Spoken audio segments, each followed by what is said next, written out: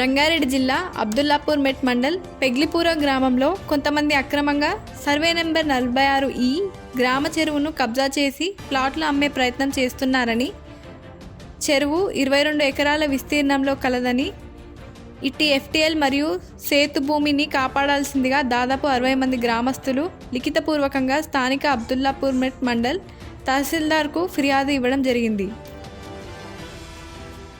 దీనిపై త్వరలో స్పందించి తగు చర్యలు తీసుకోవాల్సిందిగా పిగ్లిపూర్ గ్రామస్తులు తహసీల్దార్ను కోరారు.